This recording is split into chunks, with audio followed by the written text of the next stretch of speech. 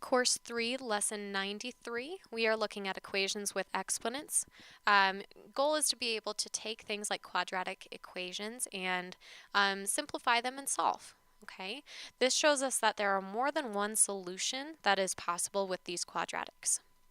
So a quadratic equation is an equation that has a variable with an exponent of 2.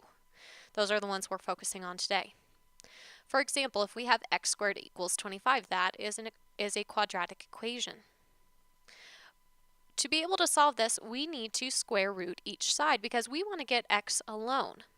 If we get x alone, that means that squaring something, the opposite of that is square rooting. So we square root each side.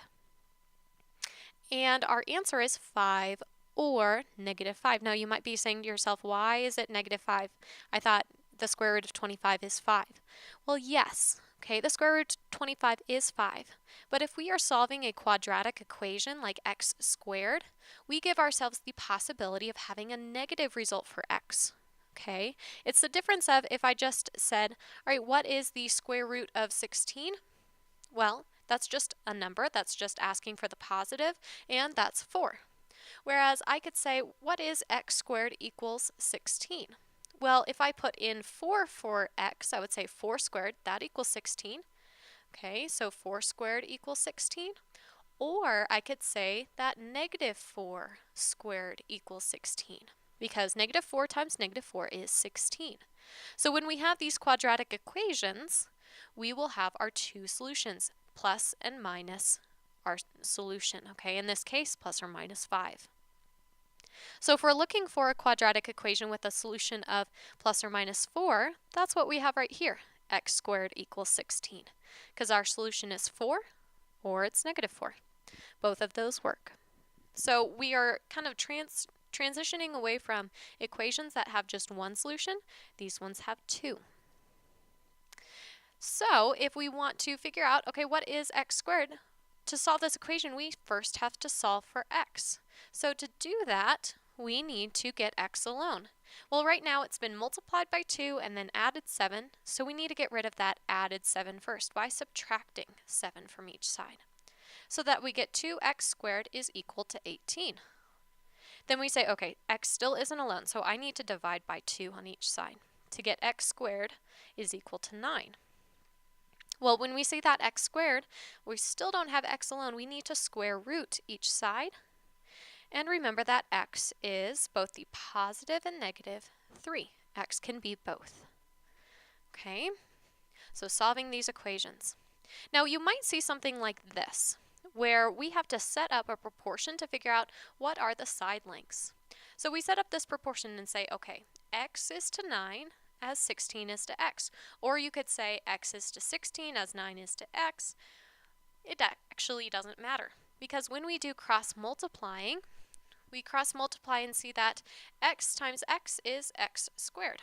9 times 16, let's see, 16 times 9, we do 54, and we get 144. So to solve this, we say, all right, what's the opposite of squaring? Square rooting.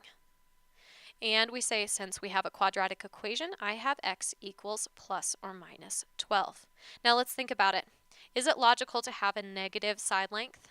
And you should say to yourself, no, we can't have negative lengths, so our answer is just 12. Another example. Jamie is making a mosaic using 100 1-inch square tiles. If the shape of the mosaic is to be a square, how long should each side be? What we're saying is we have all of these tiny little 100 of these inch squares. Okay, 100 of them. And we want to make a perfect square with all of them, so they all fit in this one square. And since we have 100 of them, that means my area is 100 square inches.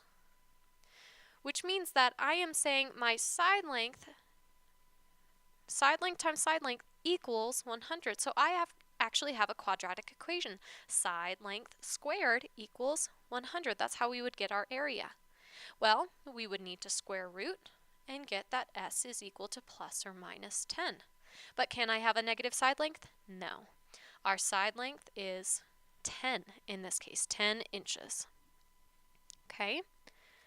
Let's solve a couple more on this video. All right. So in this case, I need to get x alone. So I subtract 6 from each side, and I have 5x squared equals 10. I divide by 5, and I see that x squared equals 2. Now you might be already saying to yourself, I don't know anything times itself that gives me 2.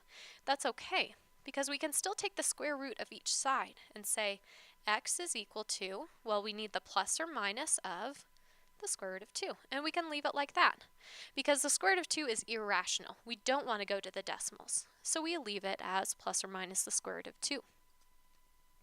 Let's do it again, and we see, all right, just like before, I need to subtract 8, and I get negative 7x squared is equal to negative 21. I divide by negative 7, and I get x squared is equal to 3, positive 3. I square root, just following the same steps as before and seeing that x is equal to plus or minus the square root of 3. All right, let's try another one with these side lengths.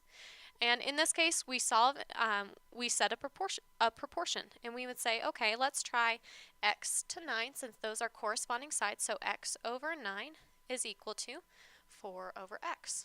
Okay, 4 over x.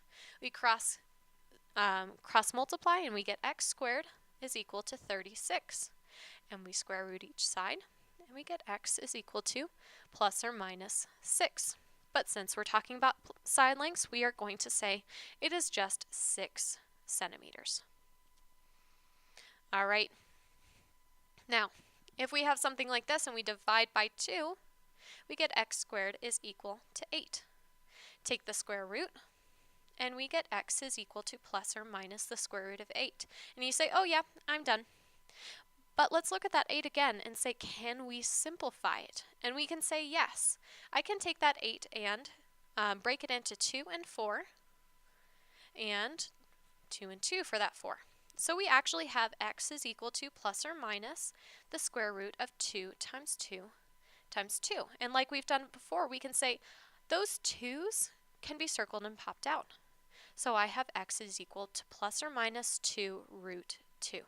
So be careful. Even if you get a radical as your answer, it may be true, but it needs to be simplified. All right. So here are a few more examples for you to work on your own if you would like. Okay. Just use the same methods that we've been doing the entire time and simplify your radicals if you need to. Well, I hope this was helpful for your homework and for studying.